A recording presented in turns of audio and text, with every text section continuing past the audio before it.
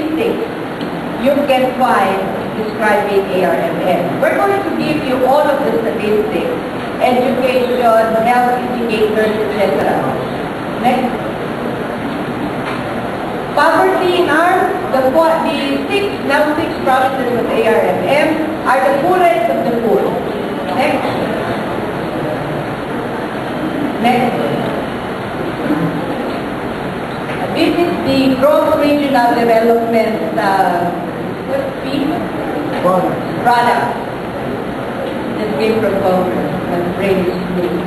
So GRDP, regional income. So we're looking at regional income. Are of course the lowest, the poorest. Next.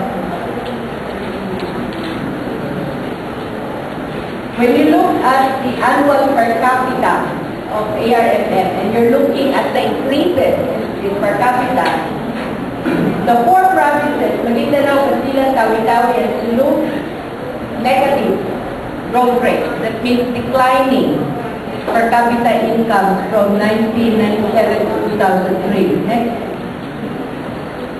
The annual per capita income growth rate from 1988 to 2003. Looking at all the regions of the country, it is only ARMM that has a negative growth rate. Next. Life expectancy, lowest life expectancy is ARMM. Next. Literacy, highest illiteracy is ARMM. Next. Education, poorest indicators, ARMM. Lowest enrollment rate, etc., etc. And then, of course, conflict has resumed. You now have conflict not just with some armed groups of the MNLF, you also have conflict with the Abu Sayyaf, you have conflict with lawless elements. In some areas, you have sporadic conflicts with the MILF. Next. Consequence of the war on terror, escalation of human rights violations, a lot of them against Muslim Christians. Next. When you take a look at the development process of ARMM and looking specifically at ODA, then these are some of the findings. These are some of the recommendations that have been cropping up. Life is much worse for us than it was before the peace agreement was signed. So what are people in Muslim Mindanao saying can be done or should be done so that may impact man lang ang peace agreement sa buhay ng mga tao? First, if you're looking specifically at the ODA, the suggestion is stakeholders must be involved. The participation of the population in funded projects, and they are talking not just of actual implementation, they're also talking about planning of this project. A question that is being raised, itong mga projects na funded by the ODA, are they really effective in enabling the autonomous region of Costa Mindanao in becoming more autonomous as a region or not? Next. You're looking at the impact of ODA and the way it neutralizes or at least mitigates conflict. One of the issues that's being brought here is the tying of development assistance with the war on terror. And this is a reality that is being discussed not just for ARMM but in other areas as well. There is a growing, shall we say, body of knowledge, body of study that question the tying up of humanitarian aid, development assistance, and the military approach to neutralizing terrorism. Kasi parang lumalabas, if there is no military strategy being implemented, then you cannot have humanitarian aid. The tying of war efforts and development efforts is a practice that has got to be stopped because it provides in the minds of people the wrong conclusion. Na kung may gera, get development assistance. Kung walang pera, wala masyado. Asia Foundation lang ang matitira sa atin. Mahirap naman yan kasi wala masyadong pera ng Asia Foundation for the infrastructure that we need. So kailangan ito ay tinitingnan.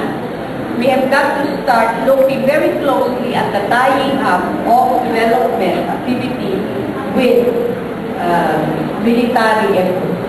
Next. So these are some of the questions that have been asked. This is an interesting way of presenting development assistance.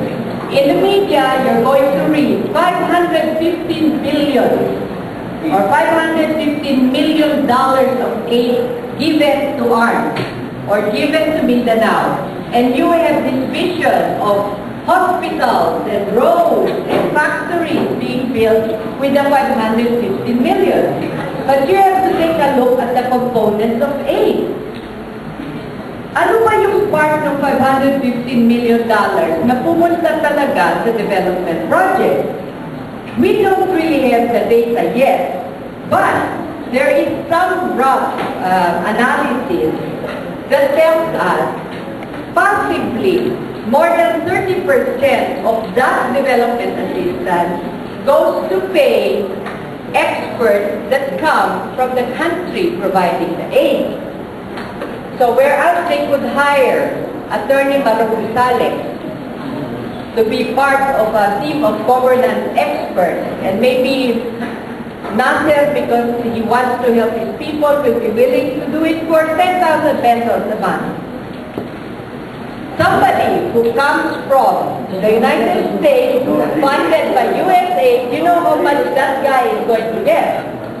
$10,000 plus living expenses, plus.